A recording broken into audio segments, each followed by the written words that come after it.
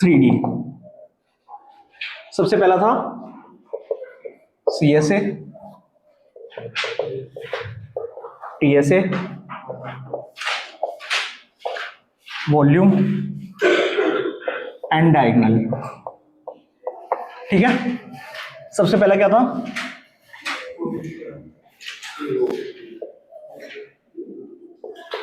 Cube. Cube का CSA बताओ, देख के बता रहे हो सारा। 6a² a cube. कोई डाउट? रूट सिर्फ 3 पे है। Next 2HL plus B, 2LB plus BH plus HL, L into B into H, under root L square plus B square plus H square. कोई डाउट इसमें? नेक्स्ट क्या था? Cylinder. Cylinder लिख लो 2 pi R H, 2 pi R R plus H, pi R square H, D square plus H square under root. Next sphere. Sphere का क्या था? 4 pi R square, 4 pi R square, 4/3 pi R cube. Sphere में वो तो होती नहीं, diagonal. Next क्या था? Hemisphere. 2 pi R square, 3 pi R square, 2/3 pi R cube. और कोई शेप बची है? कौन? Pi R L, pi R R plus L,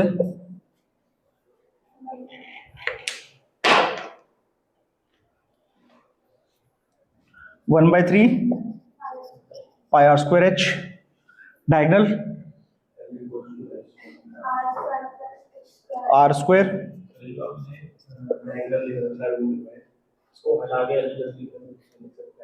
क्या? नहीं, वो मल्टीप्लीकेशन में होता है। आप ये कह रहे हो कि इसको बाहर लाके L plus B plus H लिख दो सिंगल। वो अगर L plus B plus H का होल स्क्वायर होता तो होल स्क्वायर से रूट कटता है। अभी समझाता हूँ ये बात। ये कर लिया? नोट कर लिया? अभी समझाता हूँ, रुको। हाँ अभी समझाता हूँ, वेट करो।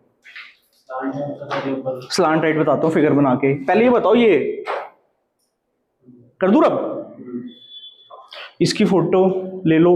वैसे तो वीडियो जा ही रही है, पर ग्रुप में डाल देना जो आज नहीं आए। सबको, सबने लिख लिए थे हैं? कर लो फॉर द वो। अब मैं नेक्स्ट टाइम से नहीं बनवाऊंगा ना, टाइम वेस्ट होता है। फोटो लेनी है? ले लो ले लो।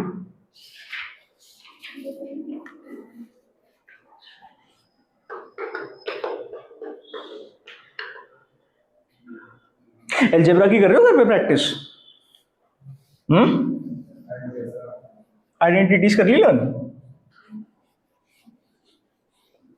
कर लो, लर्निंग वर्क बहुत है।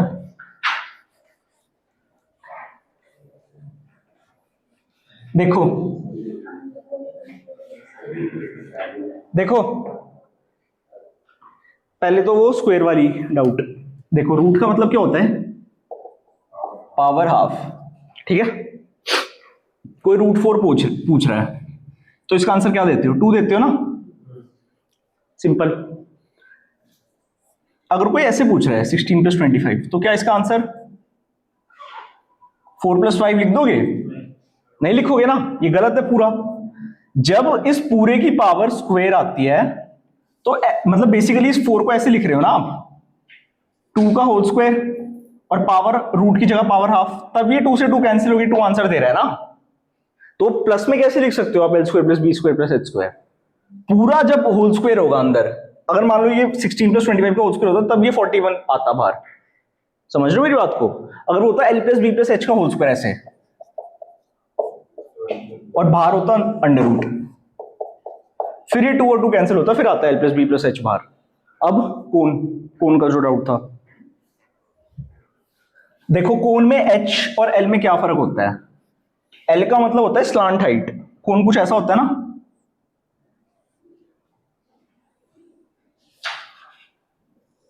ऐसा ऐसा होता है ना कोन, कुछ ये सर्कुलर वो होता है। हाइट हमेशा याद रखना ज्योमेट्री के टर्म्स में भी, हाइट वो होती है जो ऑपोजिट वर्टेक्स से परपेंडिकुलर हो, परपेंडिकुलर मतलब 90 डिग्री का एंगल बनाए ऐसे, ये होती है हाइट। ठीक है, ये क्या हो गई? रेडियस। तो ये क्या आ गई? Slant height. एल क्या आ गया? Slant height. एच क्या है? हाइट। आर क्या है? रेडियस। इसमें पाइथागोरस लगा के एल की वैल्यू ऐसे निकलेगी, L is equal to under root H square plus R square. अब आई बात समझ? स्लांट हाइट मतलब टेढ़ी, स्लांट है। कोई डाउट इसमें?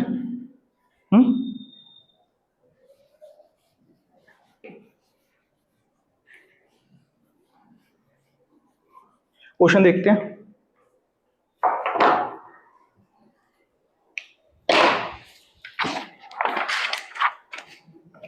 टू डी वाले तो फॉर्मूले लर्न ही होंगे सबको, रेक्टेंगल का लेंथ ब्रेड्थ एरिया है, आते हैं ना, स्क्वायर का एरिया। एक और चीज सीख लो,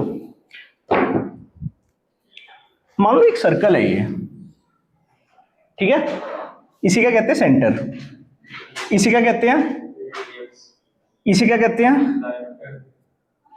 रेट डायमीटर किसके इक्वल होती है? 2r के। ठीक है, इसी क्या कहते हैं? सीडी को। बताओ, ये तो बहुत, chord, very good. Fact about diameter, diameter is the longest chord. Long chord क्या होती है? दो पॉइंट्स को इसे क्या कहते हैं? इस पूरी बाउंड्री को सरकमफ्रेंस। किसी भी दो पॉइंट्स को जो लाइन मिलाती है उसे क्या कहते हैं? कॉर्ड कहते हैं। सिंपल।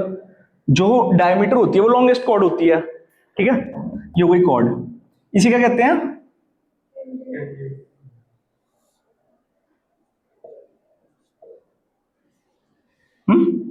टेंजेंट। इसे क्या कहते हैं?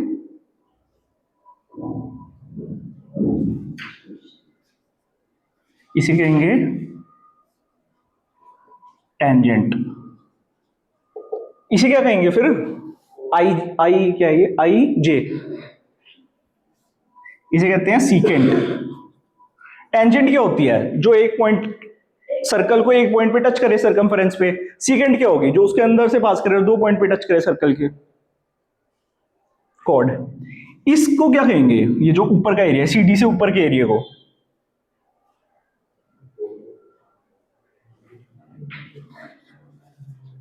Major segment. हिंदी मीडियम तो नहीं है ना कोई? इसे क्या कहेंगे नीचे वाले को?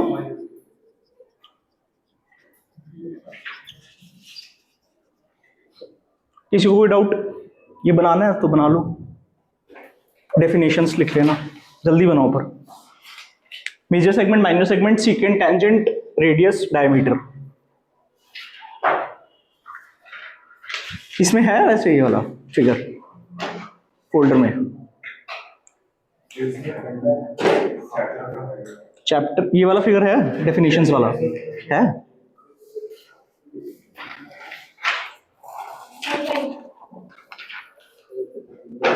नहीं है?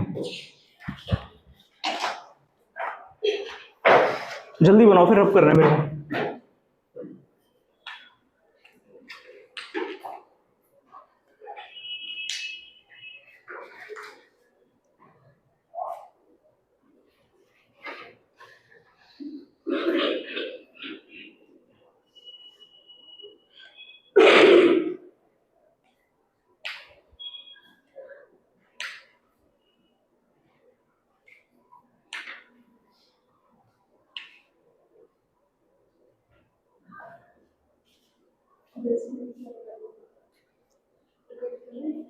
हाँ, एडिटिंग के टाइम पे कट कर देना।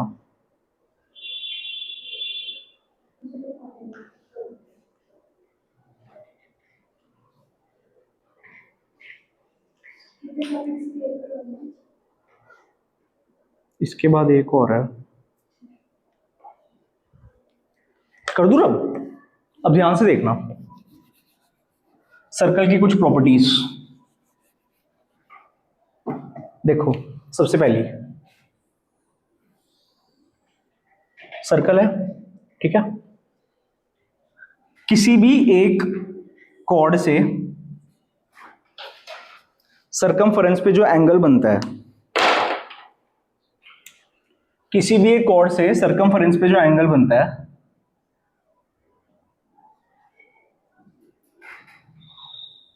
वो जो वो सेंटर पे एंगल बना रहा है उसका हाफ होता है।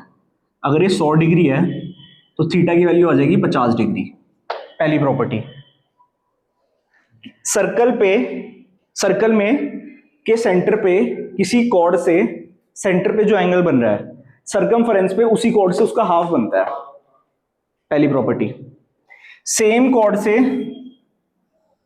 सरकमफरेंस पे एंगल बनते हैं तो वो सारे क्या होते हैं, इक्वल होते हैं। एक कॉर्ड से सरकमफरेंस पे जितने भी एंगल बनते हैं वो सब इक्वल होते हैं। एक कॉर्ड से सेंटर पे जो एंगल बन रहा है उसी कॉर्ड से सरकमफरेंस पे एंगल उस एंगल का हाफ होता है।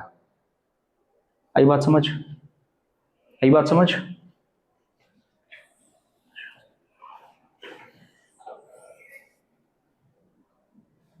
एक कॉर्ड पे अगर सेंटर से आप एक लाइन खींचते हो जो कि परपेंडिकुलर है कॉर्ड के, तो वो कॉर्ड को दो इक्वल पार्ट्स में डिवाइड करती है, या वाइस वर्सा भी ट्रू है। अगर एक लाइन सेंटर से एक कॉर्ड पे परपेंडिकुलर है तो उस कॉर्ड को दो इक्वल हाफ में डिवाइड करती है। अगर एक लाइन कॉर्ड को दो इक्वल हिस्सों में डिवाइड करती है तो वो सेंटर से परपेंडिकुलर होती है, वाइस वर्सा। आई बात समझ? इसमें पाइथागोरस थ्योरम का हेवी यूज होता है, ठीक है। आई बात समझ? एक बात बताओ, डायामीटर के कॉर्ड जितनी पास आती जाएगी वो उसकी लेंथ इंक्रीज होती जाएगी, डिक्रीज होती जाएगी? ये सर्कल है,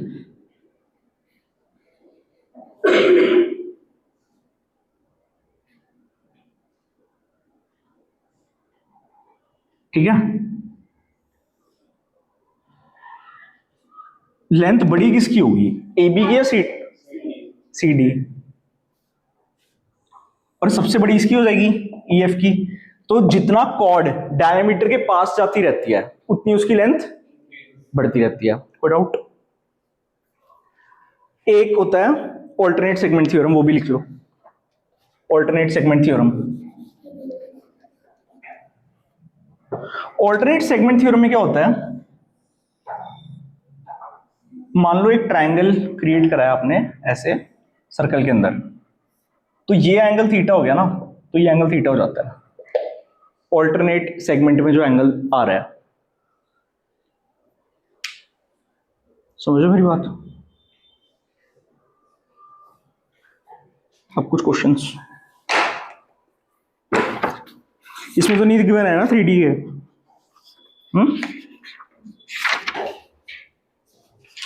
3D के क्वेश्चंस इसमें तो नहीं है ना?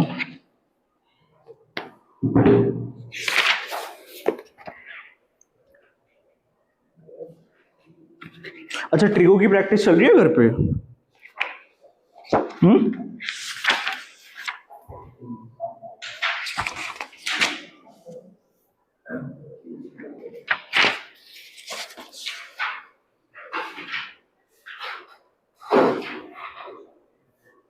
ये करो, arithmetic plus advance. If the radius of a sphere is increased by 50%, radius है उसमें 50% का इंक्रीज करा है, तो जो उसके सरफेस एरिया में इंक्रीज होगा वो कितना परसेंट होगा? सरफेस एरिया मतलब TSA.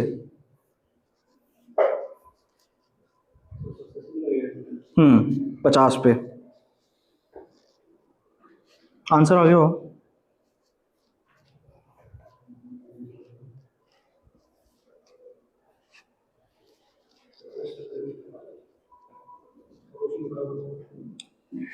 If the radius of a sphere is increased by 50%, then its surface area will increase by, हो गया होगा अब तो. Next, the area of four walls of a rectangular hall having length and height 18 and 8 meters respectively is 448.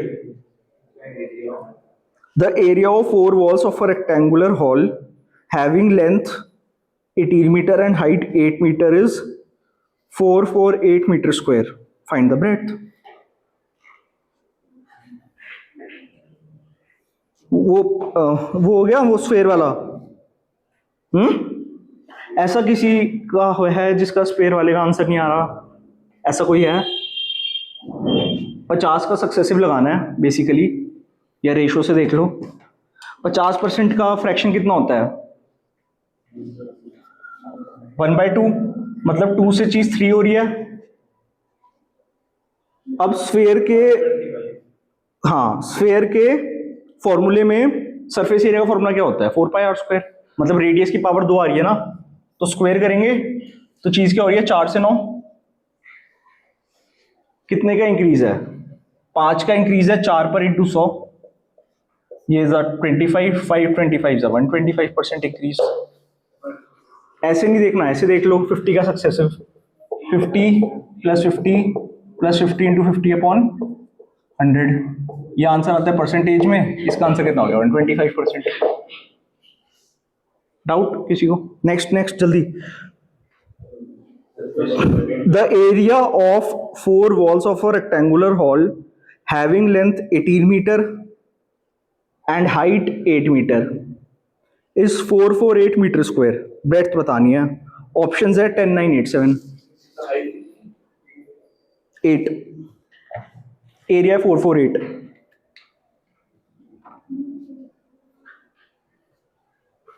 एक ऐसा chapter है जिसमें आपको चीजें समझना है ना, तो आप चीजें जिस हॉल में बैठे हो, जिस रूम में बैठे हो, आप देख के निकाल लो कि 4 वॉल्स के एरिया में क्या क्या आएगा. 4 वॉल्स, सीलिंग और रूफ तो नहीं आएगा ना, तो इनके एरिया कैलकुलेट करके इक्वेट कर दो और ब्रेड्थ का आंसर निकाल लो. अब इसमें लगवाओ वो आगे जो 18 और 8 है वो भी 2 का मल्टीपल है, और 448 किसका मल्टीपल है? 4 का.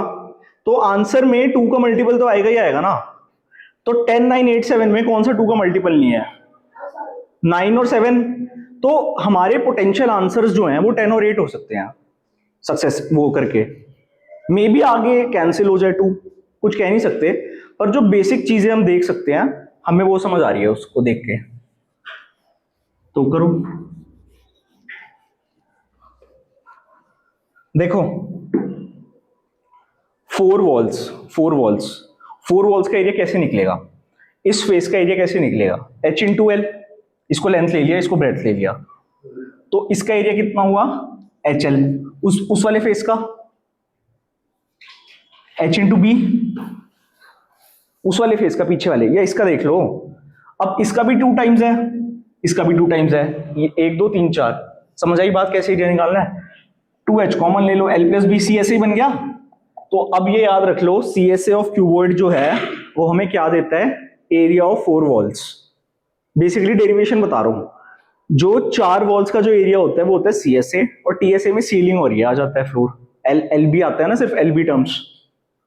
तो ये हमें क्या दे रखा है? किसके इक्वल दे रखा है? 448 के. ठीक है. और वैल्यूज क्या क्या दे रखी थी? 18 और 8. और ब्रेड्थ बतानी थी है. ये किसकी दे रखी थी? 18 क्या दे रखा था?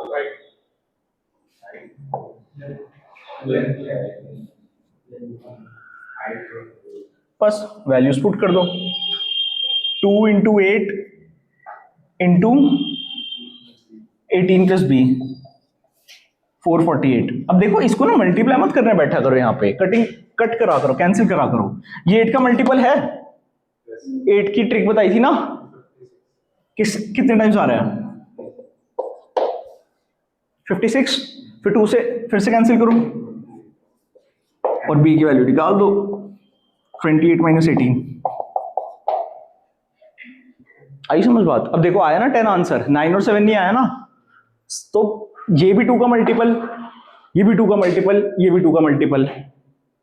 अगर ये 16 होता तो 4 का हो जाता और आसान हो जाती चीज, पर 9 और 7 तो आंसर हो ही नहीं सकते थे। समझ आई बात? तो ये आपको 2 वेज में हेल्प करती है ट्रिक्स डिविजिबिलिटी। पहला कि आप अपना आंसर चेक कर सकते हो और आंसर जल्दी निकाल सकते हो। करूँ अब? नेक्स्ट,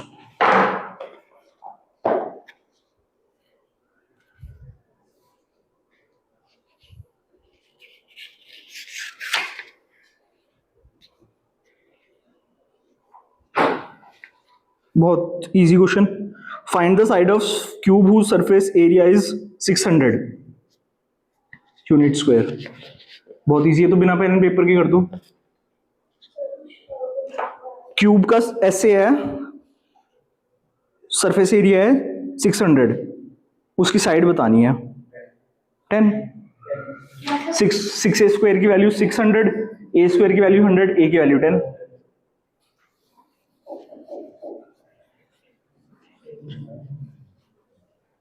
अलजेब्रा सबको याद है, थोड़ा उसका क्वेश्चंस कराऊं। अब हम ना मिक्स प्रैक्टिस की तरफ बढ़ेंगे, क्योंकि वहां पे तो क्वेश्चन मिक्स्ड ही आएंगे ना, चैप्टर वाइज थोड़ी आएंगे।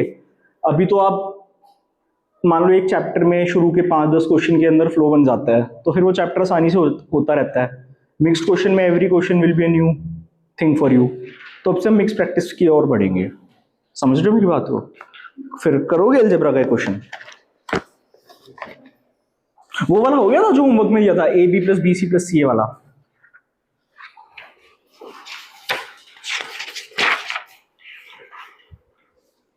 The area of a square whose diagonal is 3.8 metre. Area बताना है स्क्वायर का जिसकी डायगोनल की वैल्यू 3.8 है। जल्दी बताओ, स्क्वायर की डायगोनल की वैल्यू क्या होती है?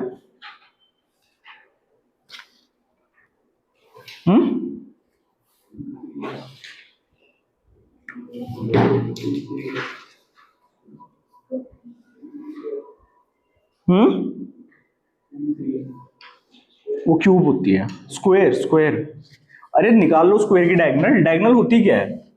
ये स्क्वायर है। डायगोनल क्या होती है? जो ऑपोजिट एंड्स को ऐसे ज्वाइन करे डायगोनली। ये ए है, ये ए है, ये 90 डिग्री है। पाइथागोरस लगा के ये कितनी आएगी? √2a।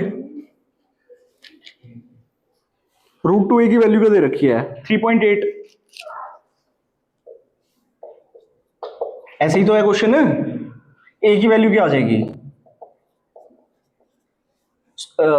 एरिया ऑफ स्क्वायर क्या होता है? ए स्क्वायर, मतलब 3.8 इंटू 3.8 अपॉन 2। √2 इंटू √2 2। 3.8 का स्क्वायर क्या होता है? 1,444। अरे 38 का स्क्वायर का ट्रिक भी देख लो। 38 लिखा, 64 9, 24 और 48 4, 1,444। 2 डेसिमल प्लेसेस आएंगी, मतलब 14.44 upon 2 is equal to a square. इसकी वैल्यू आ गई 7.22। खत्म क्वेश्चन। आई बात समझे? लेंथ को एक रेक्टेंगल की इंक्रीज कर दिया 20% से, ब्रेथ को डिक्रीज कर दिया 10% से। लेंथ में इंक्रीज हुआ 20%, ब्रेथ में हुआ 10%। तो एरिया पे क्या इफेक्ट आएगा? कितने परसेंटेज इंक्रीज या डिक्रीज आएगा एरिया पे?